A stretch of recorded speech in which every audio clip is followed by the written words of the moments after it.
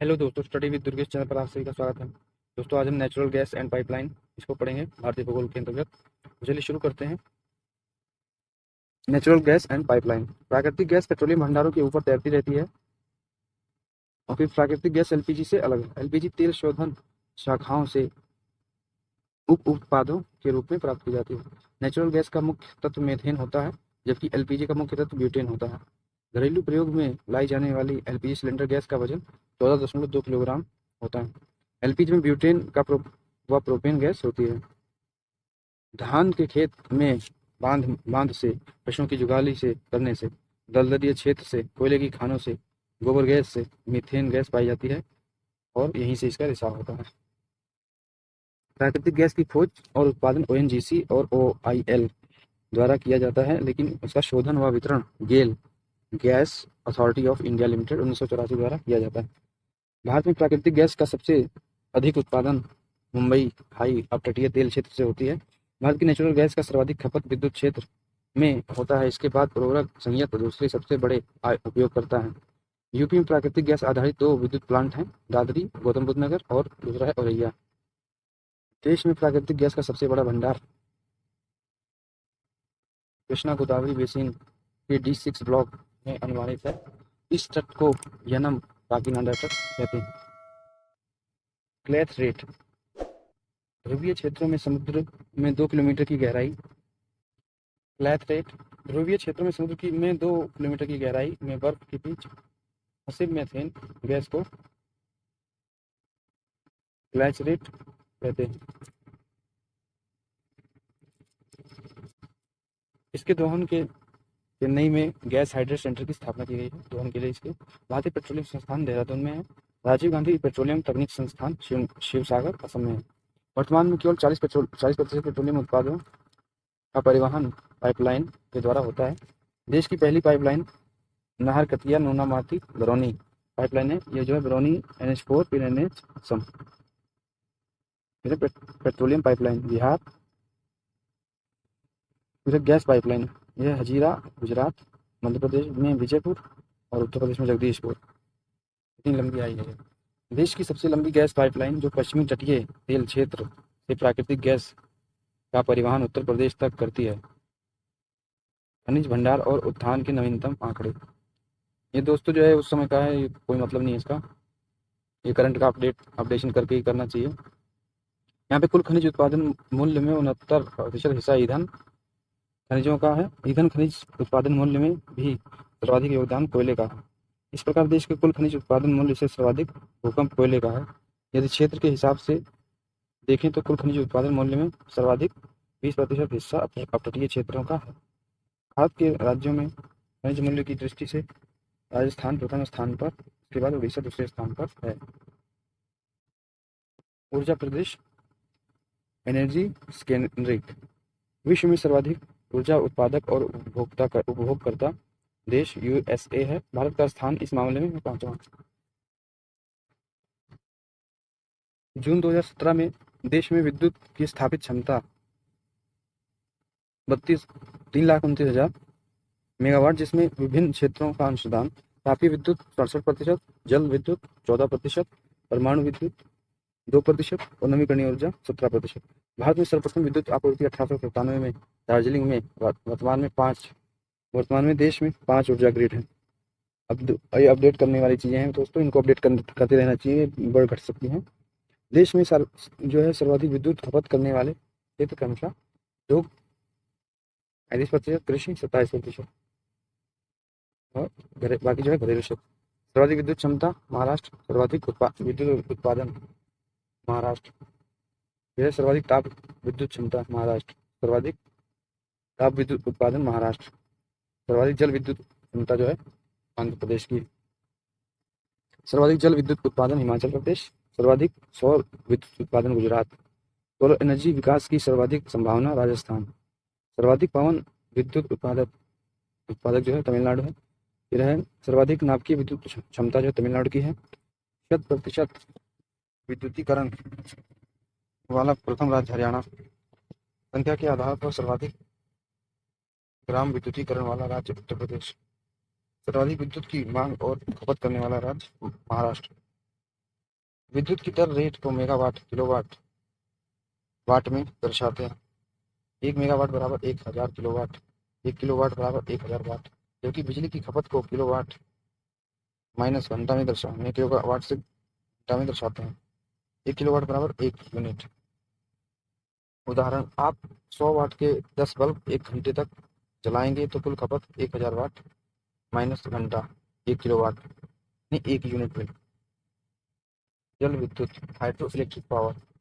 भारत की नदियों में अभिज्ञात जल विद्युत क्षमता तो 1,45,000 मेगावाट है। जून 2017 तक जल विद्युत की स्थापित क्षमता 44,600 MW हो गई है, जो कि देश में विद्युत की कुल स्थापित क्षमता का लगभग 14%। नवीकरणीय ऊर्जा स्रोत होने के साथ साथ पर्यावरण स्रोत भी है। जल विद्युत को श्वेत कोयला भी कहा जाता है। बड़ी जल विद्युत परियोजना को ऊर्जा के परंपरागत स्रोत के अंतर्गत, जबकि 25 मेगावाट या इससे कम क्षमता वाले लघु जल विद्युत परियोजनाओं को ऊर्जा के गैर परंपरागत स्रोत के अंतर्गत रखा जाता है। देश में सर्वाधिक जल विद्युत विभव ब्रह्मपुत्र से बहने वाली नदियों में यानी कि ब्रह्मपुत्र बेसिन में मौजूद है। इसके बाद प्रायद्वीपीय भारत की पूर्व की ओर बहने वाली नदियों में सर्वाधिक विभव मौजूद है। देश में सर्वाधिक जल शक्ति का विकास प्रायद्वीपीय भारत में हुआ है। विषम धरातल एवं उपभोग केंद्रों से दूरी के कारण हिमालय क्षेत्र में जल शक्ति का सीमित विकास हुआ। देश में प्रथम जल विद्युत संयंत्र या प्लांट दार्जिलिंग के रिद्रापोंग में 1897 में स्थापित हुआ और सर्वप्रथम बिजली की सप्लाई यहीं से हुई। इसके बाद कर्नाटक के शिव समुद्रम में कावेरी नंदीवर 1902 में दूसरे हाइड्रो पावर प्लांट की स्थापना की गई। देश में सर्वाधिक जल शक्ति की स्थापित क्षमता वाला राज्य आंध्र प्रदेश है, लेकिन सर्वाधिक जल विद्युत उत्पादन हिमाचल प्रदेश में होती है। देश की सबसे बड़ी जल विद्युत परियोजना अरुणाचल प्रदेश में ऊपरी सियांग परियोजना है। जल विद्युत परियोजना और एक तरफ राज्य यहाँ लिखे हुए हैं, देखते हैं इनको। रानगिर सिक्किम में, सुबानगिरी ऊपरी सियांग अरुणाचल प्रदेश, पार्वती चमेरा नाथ पाजाकरी हिमाचल प्रदेश, उड़ी सलाल बगलीहार दुलहस्ती और निम्बू ये जम्मू कश्मीर में है। ओंकारेश्वर तथा गांधी सागर MP मध्य प्रदेश, इंदिरा सागर मध्य प्रदेश में, उकाई सरदार पटेल ये गुजरात में, इडुक्की शबरीगिरी केरल में, इरमैटूर पेरियार परियोजना है तमिलनाडु में, कोयना परियोजना महाराष्ट्र में, श्रीशैलम और मजकुंड परियोजना जो है आंध्र प्रदेश में, यह लिंगान मल्लकी और शिव समुद्रम कर्नाटक में है, भोग और भांगड़ा पंजाब में है, भांगड़ा और पौंग राणा प्रताप और जवाहर सागर राजस्थान में, विहंद माता टीला रामगंगा उत्तर प्रदेश में, मैथान तिलैया कोयल कारो झारखंड में, पंचेल हिल पश्चिम बंगाल और उमियाम असम में। जो कि देखिए 2 प्रकार की दे रखी है, नवीकरणीय ऊर्जा और अनवीकरणीय ऊर्जा। नॉन रिन्यूएबल और रिन्यूएबल। नवीकरणीय यानी अनवीकरणीय ऊर्जा में कोयला, पेट्रोलियम, प्राकृतिक गैस, परमाणु ईंधन ये जो है आधारित ऊर्जा स्रोत हैं। और इधर नवीकरणीय ऊर्जा में है जल विद्युत ऊर्जा, सौर ऊर्जा, पवन ऊर्जा, ज्वारीय ऊर्जा, तरंग ऊर्जा और भूतापीय ऊर्जा। फिर है ओशियन थर्मल, ओटेक, बायोमास ऊर्जा, बायोगैस ऊर्जा, बायोडीजल ऊर्जा। फिर अप्रदूषणकारी ऊर्जा गैस।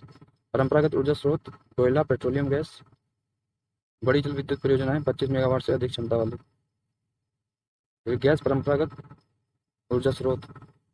सभी नवीकरणीय ऊर्जा स्रोत प्लस परमाणु खनिज से प्राप्त ऊर्जा प्लस लघु जल विद्युत परियोजनाएं 25 मेगावाट या उससे कम क्षमता वाली परियोजनाएं।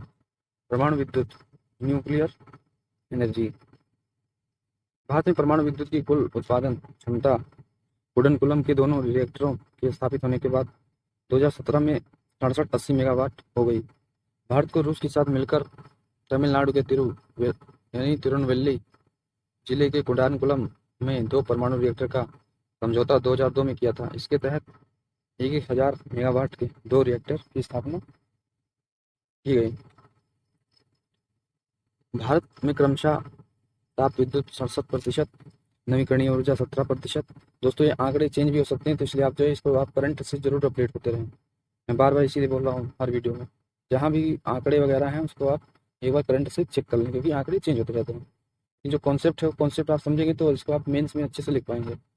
जल विद्युत जो है 14% के बाद परमाणु विद्युत का चौथा स्थान 2% है। इस प्रकार ताप विद्युत, नवीकरणीय ऊर्जा, जल विद्युत के बाद परमाणु ऊर्जा का चौथा स्थान है। वर्तमान में देश में जो है कुल 22 परमाणु सक्रिय यानी परमाणु रिएक्टर जो है सक्रिय हैं, एक्टिव हैं, जिसकी कुल परमाणु विद्युत क्षमता 6780 मेगावाट हो गई है। 21वां व 22वां परमाणु रिएक्टर कुडानकुलम बिजली घर में स्थापित है। भारत में परमाणु विद्युत उत्पादन हेतु नीतियां बनाने के लिए परमाणु ऊर्जा आयोग की स्थापना 1948 में की गई। परमाणु ऊर्जा उत्पादन आरंभ करने के लिए परमाणु ऊर्जा विभाग की स्थापना 1954 में की गई। भारत में परमाणु ऊर्जा अनुसंधान के जनक डॉक्टर होमो जहांगीर भाभा के प्रयासों से परमाणु ऊर्जा आयोग 1948 में स्थापना की गई। यह Bhabha atomic research centre bark Mumbai के निकट है, ट्राम्बे में। ट्राम्बे में ही भारत का पहला परमाणु अनुसंधान रिएक्टर अप्सरा कार्यशील है। भारत में पहले परमाणु विद्युत संयंत्र न्यूक्लियर पावर प्लांट की स्थापना 1969 में महाराष्ट्र के तारापुर में यूएसए की सहायता से की गई। इसी के साथ 1969 में भारत में परमाणु विद्युत का उत्पादन प्रारंभ हो गया। वर्तमान में भारत में कुल 8 परमाणु विद्युत ग्रहों को जो स्थापना इनकी की जा चुकी है, जो इस प्रकार है दोस्तों। ये जो है आप करंट से अपडेट कर लीजिएगा, रिलेट कर लीजिएगा। अगर बढ़ गए होंगे तो अपने नोट्स में चला लीजिएगा। तारापुर महाराष्ट्र 1969 यूएसए की मदद से, रावत भाटा चित्तौड़गढ़ राजस्थान कनाडा की मदद से, काकरापार सूरत गुजरात, काकरा ये वैसे है, जैतपुरा रत्नागिरी महाराष्ट्र फ्रांस की मदद से, नरोरा बुलंदशहर यूपी 1989 में, कलपक्कम चेन्नई स्वदेशी रिएक्टर है ये। नोट, इसी को इंदिरा गांधी परमाणु अनुसंधान केंद्र भी कहते हैं। यह केगा कर्नाटका। भारत का 20वां परमाणु रिएक्टर कैगा परमाणु विद्युत गृह में स्थापित है, जो कि फ्रांस की सहायता से स्थापित किया गया है। कुडनकुलम तमिलनाडु रूस की सहायता से। यहाँ पे नोट है, भारत का 21वां और 22वां परमाणु रिएक्टर कुडनकुलम प्लांट में ही स्थापित है। वर्ष 2010 में भारत ने जो है फ्रांस के साथ मिलकर महाराष्ट्र के रत्नागिरी जिले में जैतपुरा में रिएक्टर स्थापित करने का समझौता किया था। गैर परंपरागत ऊर्जा के स्रोत, इसके अंतर्गत सौर ऊर्जा, पवन ऊर्जा, भूतापीय ऊर्जा और ज्वारीय ऊर्जा, समुद्री तरंग ऊर्जा, बायोगैस आदि को शामिल किया जाता है। इसे नवीकरणीय अथवा अक्षय ऊर्जा स्रोत भी कहते हैं, जो कभी समाप्त नहीं होगी। देश में विद्यमान अक्षय ऊर्जा स्रोतों के विकास के लिए गैर परंपरागत ऊर्जा स्रोत विभाग की स्थापना 1982 में की गई थी। देश में गैर परंपरागत ऊर्जा से संबंधित मुद्दों की देखरेख के लिए पृथक मंत्रालय भी है। देश में गैर परंपरागत ऊर्जा एनसीई की कुल स्थापित क्षमता लगभग 57,000 मेगावाट है, जो कि विद्युत की कुल स्थापित क्षमता का 17% है। 2012 के आंकड़ों में एनसीई का योगदान 12% था। सोलर एनर्जी, सौर ऊर्जा, देश में सौर ऊर्जा के विकास हेतु आदर्श दशाएं राजस्थान में विद्यमान है। सौर ऊर्जा का उपयोग दो रूपों में कर सकते हैं, एक है फोटोवोल्टाइक और दूसरा सौर तापीय। फोटोवोल्टाइक सेल आधारित क्षेत्र में, यानी जो आधिकारिक क्षेत्र है, क्षेत्र से सौर ऊर्जा को एकत्र कर सूर्य प्रकाश की सीधी विद्युत ऊर्जा में बदल देते हैं। इसे सोलर सेल भी कहते हैं। कई सौर सेलों को जोड़कर सोलर पैनल बनता है या सौर पैनल बनता है। फोटोवोल्टाइक सौर सेल वास्तव में सिलिकॉन का छोटा टुकड़ा होता है, जिसे धूप में रखने पर विद्युत उत्पन्न करता है। पृथ्वी की सतह के क्रस्ट में पाए जाने वाले तत्वों में ऑक्सीजन के बाद सिलिकॉन दूसरे स्थान पर है, अतः यह प्रचुर मात्रा में उपलब्ध है। उदाहरण ऑक्सीजन, फिर silicon, aluminium, graphite. Jawaharlal Nehru राष्ट्रीय सौर मिशन 2011 में प्रारंभ हुआ था। यह JNNSM के अंतर्गत 13वीं योजना के अंत तक 2012 से 20,000 मेगावाट सौर विद्युत उत्पादन का लक्ष्य रखा गया है। लक्ष्य को प्राप्त करने के लिए अनेक सोलर वाल्व या वैलीज का निर्माण किया जाएगा। सोलर वैली एक ऐसे औद्योगिक क्षेत्र हो तो जहां केवल सोलर एनर्जी का इस्तेमाल किया जाएगा।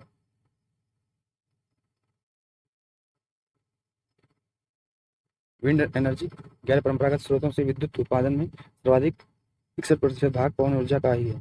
पवन ऊर्जा उत्पादन के मामले में भारत का यूएसए, जर्मनी, स्पेन और चीन के बाद 5वां स्थान है। शीर्ष पवन ऊर्जा उत्पादक राज्य तमिलनाडु, कन्याकुमारी के समीप मुप्पनडल में सर्वाधिक विंड टर्बाइन स्थापित किए गए हैं। यह एशिया का सबसे बड़ा पवन कार्य समूह है। इस प्रकार गुजरात में मांडवी सबसे बड़ा पवन ऊर्जा केंद्र है। तो दोस्तों ये हमारा वीडियो कैसा लगा जरूर बताएं। वीडियो को लाइक करें, चैनल को सब्सक्राइब करें, कमेंट करें, शेयर करें। जय हिंद, जय भारत, धन्यवाद।